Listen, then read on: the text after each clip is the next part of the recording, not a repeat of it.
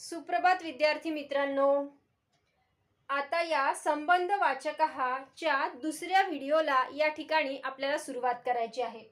आणि या दुसऱ्या व्हिडिओमध्ये आपल्याला कवी आणि ग्रंथ म्हणजे संस्कृत मधले काही प्रसिद्ध कवी या ठिकाणी एका कोष्टकामध्ये दिलेले आहेत आणि दुसऱ्या कोष्टकामध्ये या ठिकाणी या कवींनी लिहिलेले जे काही ग्रंथ आहेत त्या ग्रंथांची नावं या ठिकाणी दिलेली आहे.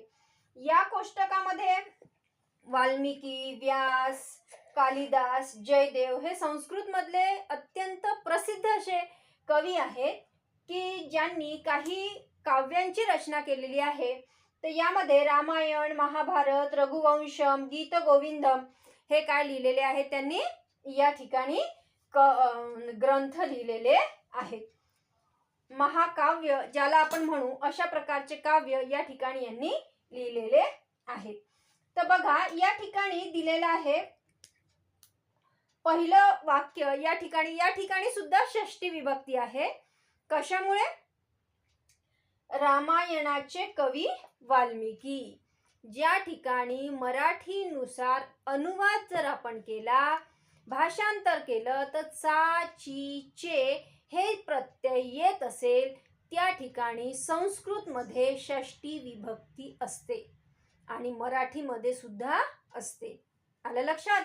तर या ठिकाणी आपल्याला पाहायचं आहे रामायणस्य कविही वाल्मिकीही. आधीच्या व्हिडिओमध्ये आपण पाहिलेलं आहे रामस्य पिता दशरथः, दशरथस्य पुत्रः रामः. त्याच पद्धतीने या ठिकाणी सुद्धा वाक्यरचना केलेली आहे रामायणस्य कवी वाल्मिकी, रामायणस्य कविही वाल्मिकीही. कवी हा शब्द या ठिकाणी नदीप्रमाणे चालतो, इकारांत स्त्रीलिंगी. आलं लक्षात?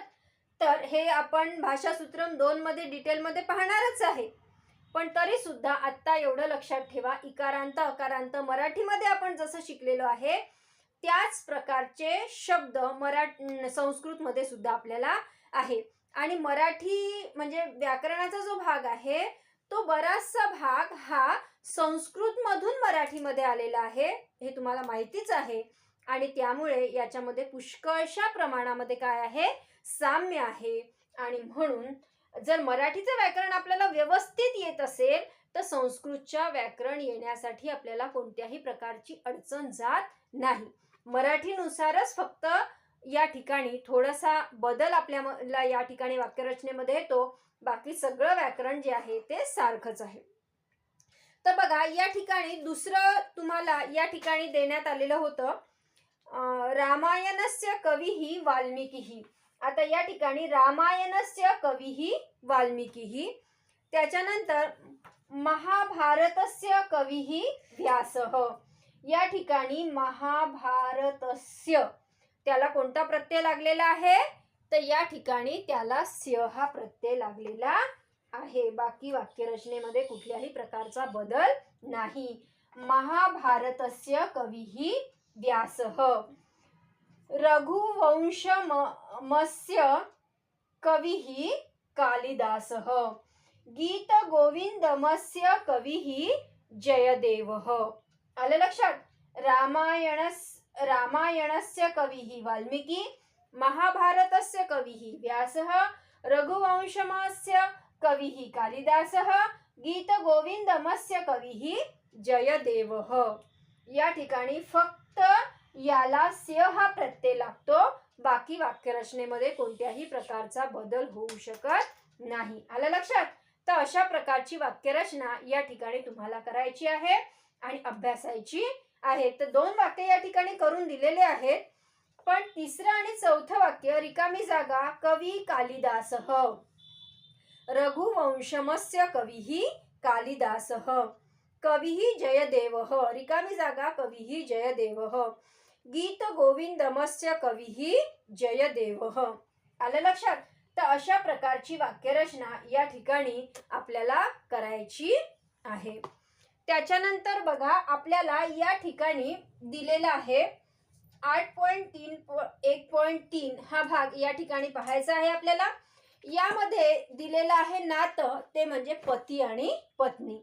जसं आपण पाहिलं होतं, तर या ठिकाणी पुल्लिंग आणि स्त्रीलिंग यामध्ये कशा पद्धतीचा बदल होतो हे आपल्याला या ठिकाणी लक्षात येईल. म्हणजे दोन्हीही प्रकारचे बदल, पुल्लिंग आणि स्त्रीलिंग यामध्ये होणारे दोन्हीही प्रकारचे जे बदल आहेत ते बदल या ठिकाणी आपल्याला लक्षात येईल, अभ्यासता येईल. तर बघा, या ठिकाणी पहिलं वाक्य दिलेलं आहे, कस्य पत्नी सीता. या ठिकाणी पहिलं जे कोष्टक आहे त्यामध्ये सगळे पत्नींचे नाव दिलेले आहे आणि दुसरं जे कोष्टक आहे त्यामध्ये सगळे पती यांचे नाव दिलेले आहेत.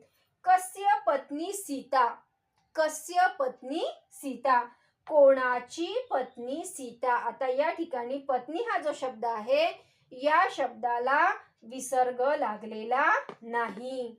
सीता शब्दाला सुद्धा विसर्ग लागलेला नाही. सीता हा जो शब्द आहे हा शब्द माला या शब्दाप्रमाणे चालतो, जे आपण भाषासूत्रम 2 मध्ये अभ्यासणारच आहे. तर कस्य पत्नी सीता, कोणाची, कस्य कोणाची पत्नी सीता. रामस्य पत्नी सीता, रामाची पत्नी, रामाची बायको सीता आहे. कस्या पती रामः, कोणाचे पती राम. आपण आदरार्थी वापरतो नेहमी. कोणाचे पती राम आहेत. मग या ठिकाणी काय झालेलं आहे, स्त्रीलिंग असेल तेव्हा काय वापरायचं आहे, त्या ठिकाणी कस्याः. आलं लक्षात, कस्याः पतिः रामः. आता या ठिकाणी कस्याः पतिः रामः. आलं लक्षात. म्हणजे या ठिकाणी विसर्ग आहे, पतीलाही विसर्ग लागलेला आहे आणि राम हा शब्द देव या शब्दाप्रमाणे चालतो आणि पती हा शब्द नदी शब्दाप्रमाणे चालतो, त्याच्यामुळे त्यालाही विसर्ग लागलेला आहे. आणि या ठिकाणी कस्य, आणि या ठिकाणी जेव्हा स्त्रीलिंग असते तेव्हा त्या ठिकाणी काय असतं, कस्या. आलं लक्षात. मग त्याचं उत्तर लिहिताना काय म्हटलेलं आहे, सीताया पतिः रामः, सीताया पतिः रामः. मग आता या ठिकाणी काय म्हटलेलं आहे, सीताया, दशरथस्य, रामस्य. तर या ठिकाणी काय झालेलं आहे, सीता हा जो शब्द आहे या शब्दाला कोणता प्रत्यय लागलेला आहे, माला शब्दाप्रमाणे षष्टी विभक्ती मालाया होतं आणि म्हणून सीता या शब्दाला काय लागलेलं आहे, सीताया पतिः रामः. आलं लक्षात, समजलं. जेव्हा पुल्लिंग असेल तेव्हा स्य लागतं आणि जेव्हा स्त्रीलिंग असेल तेव्हा स्या लागतं. एवढा दोन गोष्टींमधला फरक लक्षात ठेवायचा, पुल्लिंग आणि स्त्रीलिंग, आणि त्याच्यामध्ये फरक आहे फक्त एका कान्याचा. आलं लक्षात. एक काना आपल्याला या ठिकाणी द्यावा लागतो, सीताया, कस्य आणि कस्या. आता या ठिकाणी बघा त्याच्या खालचं जे दिलेलं आहे, तर नंबर 1 या ठिकाणी दिलेला आहे, पतिः लक्ष्मणः. आता लक्ष्मण जे आहे ते कोणाचे पती आहे, तर लक्ष्मण जे आहे ते कोणाचे आहे, उर्मिला. मग या उर्मिला हा मूळ शब्द आहे, या शब्दाला काय लागेल मग, उर्मिलायाः. उर्मिला पूर्ण शब्द लिहायचा, त्याच्या समोर या लिहायचा आणि त्याच्या समोर 2 विसर्ग द्यायचे. विसर्ग द्यायला विसरायचं नाही. तर काय येईल, उर्मिलाया पतिः लक्ष्मणः. आलं लक्षात. नंतर दुसरं पहा, रिकामी जागा, पतिः माधवः. आता माधव हे कोणाचे, रमायाः. म्हणून आता या ठिकाणी काय येईल, रमायाः पतिः माधवः. नंतर आता पार्वती शब्द दिलेला आहे या ठिकाणी. पार्वतीचं काय होईल, नदीप्रमाणे नद्याः, आणि म्हणून या ठिकाणी काय होईल, पार्वत्याः पतिः शिवः. पार्वत्याः पतिः शिवः. आणि त्याच्यानंतर खाली रुक्मिणी, पार्वतीप्रमाणेच रुक्मिणी, मग काय येईल, रुक्मिण्या. रुक्मिण्याः पतिः विठ्ठलः. उत्तर तर तुम्हाला कुठे पण मिळून जातील, पण ते उत्तर कसे आले हे आपल्याला लक्षात ठेवायचं आहे. कारण हेच प्रत्येक ठिकाणी तुम्हाला वापरलं जाईल असं नाहीये. आणि म्हणून आपल्याला व्यवस्थित लक्ष द्यायचं आहे. रमा असेल तर रमायः, उर्मिला उर्मिलायः, सीता सीतायः, पार्वती पार्वत्याः, रुक्मिणी रुक्मिण्याः. आलं लक्षात? रुक्मिण्याः पतिः विठ्ठलः. त्याच्यानंतर आपल्याला या ठिकाणी काय करायचं आहे, तर राम शब्द दिलेला आहे. राम लक्ष्मण माधव शिव विठ्ठल. आता इकडच्या बाजूला दिलेला आहे त्याची उलट बाजू. रिकामी जागा पत्नी उर्मिला, रिकामी जागा पत्नी उर्मिला. आता या ठिकाणी काय रामचं काय झालेलं आहे, रामस्य. मग आता या ठिकाणी लक्ष्मणचं काय होईल, लक्ष्मणस्य. लक्ष्मणस्य पत्नी उर्मिला, पत्नीही नाही, लक्ष्मणस्य पत्नी उर्मिला. त्याच्यानंतर रिकामी जागा पत्नी रिकामी जागा असं दिलेलं आहे.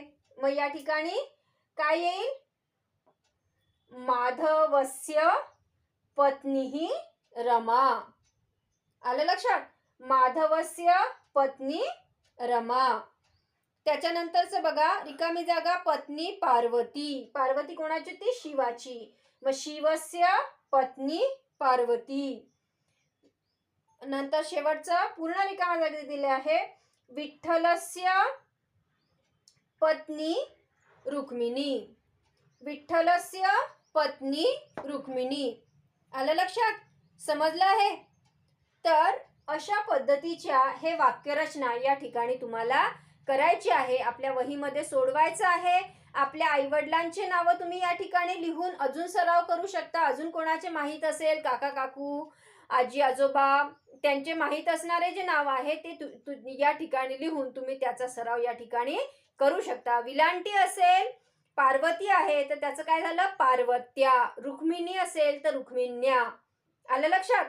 आणि त्याच्यानंतर सीता असेल तर सीताया, उर्मिला असेल तर उर्मिलाया, रमा असेल तर रमायः, राम असेल तर रामस्य, लक्ष्मण असेल तर लक्ष्मणस्य, माधव माधवस्य, शिव शिवस्य, विठ्ठल विठ्ठलस्य. आलं लक्षात? अशा पद्धतीची वाक्यरचना करत असताना बदल तुम्हाला या ठिकाणी अभ्यासाचे आहेत, करायचे आहेत.